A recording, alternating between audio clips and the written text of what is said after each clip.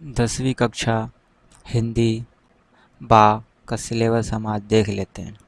तो first term यानी छत्र, प्रथम छत्र में क्या क्या आने वाला है, क्या तरीका है, देखते हैं। हमें पता है कि फर्स्ट टर्म में जो है वो एमसीक्यूज़ यानी बहुविकल्पीय प्रश्न पूछे जाएंगे। ठीक है, तो आइए फर्स्ट टर्म के लिए फर्स्ट टर्म का हिंदी 10वीं बा का देख लेते हैं क्या सिलेबस है। तो दो अपठित, है ना, दो अपठित गद्यांश दिए जाएंगे। ठीक है, दो अपठित गद्यांश दिए जाएंगे। ठीक है, दोनों 5-5 नंबर के होंगे, यानी हर एक उसमें से एक एक नंबर का क्वेश्चन होगा। टोटल 10 नंबर आपको यहाँ मिल जाएंगे। फिर यहाँ देखें पदबंध में से आपके पाँच क्वेश्चन दिए जाएंगे, जिनमें से आपको 4 करने हैं। इसी तरीके से रचना के आधार पर वाक्य के रूपांतरण, उसमें से आपको 5 क्वेश्चन दिए जाएंगे, 4 प्रश्न करने हैं उसमें से। ठीक है, समास के बारे में, समास क्या होता है, उसके क्या प्रकार हैं, उन पर आपके 5 सवाल दिए जाएंगे, 5 प्रश्न दिए जाएंगे, जिनमें से आपको 4 करने हैं। मुहावरे, 4 मुहावरे दिए जाएंगे, मुहावरे। ठीक है, उस पर आपके 4 क्वेश्चन हैं, चारों अनिवार्य हैं, यानी चारों करने हैं। तो आप यहाँ देख रहे हैं 10 नंबर इधर हो गए, और 4 4 8 4 3 12 4 4 16 नंबर इधर हो गए। ठीक है, यानी व्याकरण में पाठ्य पुस्तक में दिए गए भाषा अध्ययन के आधार पर बहुविकल्पीय प्रश्न। ठीक है, 16 क्वेश्चन होंगे, हर एक एक नंबर का होगा। तो इनमें से वही जैसे पदंत, है ना, पदबंध हो गया, वाक्य वाक्य के, है ना, रचना के आधार पर वाक्य के भेद या वाक्य के रूपांतर, है ना, समास हो गया, मुहावरे, ये सब वही चीज़ें जो हमारे किताब के पीछे दी जाती है, यानी भाषा की बात या उस पर बहस करना, है ना। उन्हीं में से हैं। तो ये आपके 16 नंबर के इधर आ जाएंगे, और 10 नंबर के आपके अपठित गद्यांश। ठीक है, तो 16 और 10 26 हो गए। अब आगे देखते हैं पाठ्य पुस्तक, है ना, स्पर्श भाग 2 में से आपके स्पर्श भाग 2 की बात करते हैं। तो उसमें देखें काव्य खंड। ठीक है, काव्य खंड में अगर हम देखें तो पठित पद्यांश 4, पदिश पद,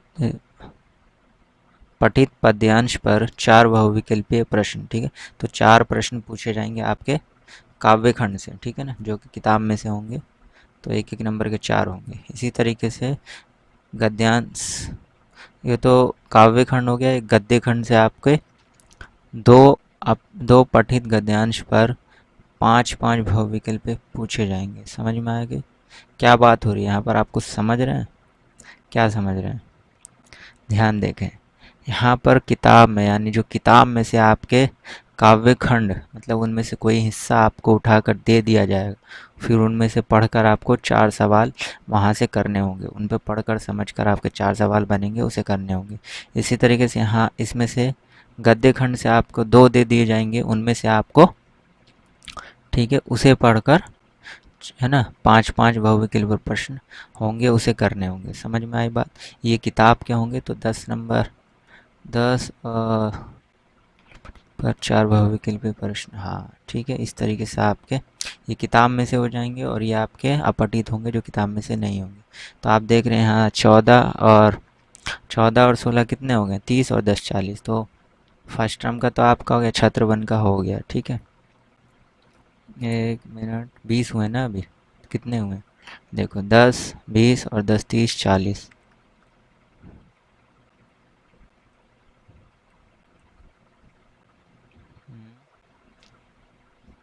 देखें आंतरिक मूल्यांकन, मतलब उसमें ये सारी चीज़ें, जैसे सामायिक आकलन 3 नंबर, बहुविधि आकलन 2, ठीक है, और फोटो फोटोफोलियो पोर्टफोलियो 2।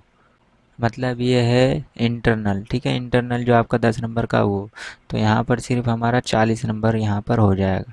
ये इंटरनल है, वो स्कूल वाले आपको दे देंगे। ठीक है, स्कूल में जो चीज़ आपसे जैसे भी वो करवाते हैं, कॉपी चेक करना, या आपको आपको जानते हैं किस तरीके से पढ़ने वाले हैं, कुछ एक्टिविटी करवाते हैं, कुछ प्रोजेक्ट वगैरह बनाते हैं, जो सारी चीज़ें, वो सारी चीज़ें। ठीक है, तो 40 नंबर में आपका ये हो गया। वही मैं कहूँगा 10 नंबर आया कहाँ से? तो 10 नंबर इंटरनल असेसमेंट में है। ठीक है, आंतरिक मूल्यांकन है। तो कुल मिला के आपकी रही बात कि फर्स्ट टर्म यानी प्रथम छत्र में आपके अपठित यानी बाहर कहीं से आपके 2 गद्यांश होंगे, उसे पढ़कर आपको समझकर, ठीक है, उन्हें करना है। हर एक मतलब टोटल उसमें 10 सवाल होंगे और उसे आपको करने होंगे, ठीक है। सही बात है, यानी 2 गद्यांश में 5-5 सवाल होंगे और उसे करने होंगे, ठीक है। वही होंगे, बहुविकल्पीय होंगे, एमसीक्यूज होंगे। इसी तरीके से पाठ में से आपके व्याकरण में जो चीज़ें हैं जो किताब में दी गई हैं वही चीज़ें करनी है जो पाठ में है, ठीक है। वो 16 नंबर के होंगे, तो तुम्हारे अभी 26 हो गए। फिर आपके 14 नंबर में क्या क्या आएंगे? 14 नंबर में जो किताब में से हैं, काव्य खंड में से एक आपका पठित गद्य पद्यांश आ जाएगा, ठीक है, पठित पद्यांश आएगा, यानी उसी में से काव्य खंड में जो, ठीक है, उनमें से कोई एक पद उठा लेंगे और उसे पढ़कर आपको समझकर करना होगा। लेकिन वो किताब में पढ़े होंगे, आपको पहले से पता होगा, तो आसानी से कर लेंगे। इसी तरीके से गद्यांश, 2 गद्यांश में से 2 पठित गद्यांश आपको दे दिए जाएंगे, ठीक है। उन्हें भी आपको अच्छे से पढ़े होंगे आप पहले से और अच्छे से जानते होंगे, तो उनसे विचार सोच समझ कर वहाँ पर आपको एक एक नंबर के 5 सवाल यानी 5-5 2 दिए होंगे, तो 5-5 10 यानी 14 इधर आपको मिल जाएंगे, ठीक है। तो आपके टोटल यहाँ 40 नंबर हो जाएंगे और नीचे 10 नंबर दे रखे हैं, वो आंतरिक मूल्यांकन यानी इंटरनल असेसमेंट के ऊपर हैं। तो टोटल आपके 50 नंबर फर्स्ट टर्म में हम कहें तो मिल जाएंगे, ठीक है। तो 40 नंबर का तो आपका पेपर आएगा जो कि सीबीएसई के ज़रिए आएगा, ठीक है। तो ये हमारा फर्स्ट टर्म था, हम फर्स्ट टर्म पर ही रुकते हैं। हाँ, एक चीज़ देख लेते हैं फर्स्ट टर्म में जो कि किताब में यानी किताब में से कौन कौन से चैप्टर आ रहे हैं।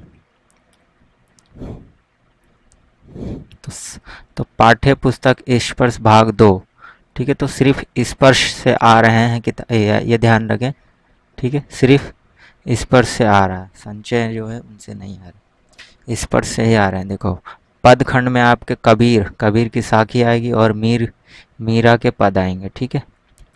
ये हो गए यहाँ 2। इसी तरीके से गद खंड में आपके आएंगे प्रेमचंद बड़े भाई साहब, ठीक है ना, प्रेमचंद आएगा, बड़े भाई साहब जो भी है, और लीलाधर, ठीक है, मंडलोई, ठीक है, ये आपका तारा बीमार कथा, ठीक है ना।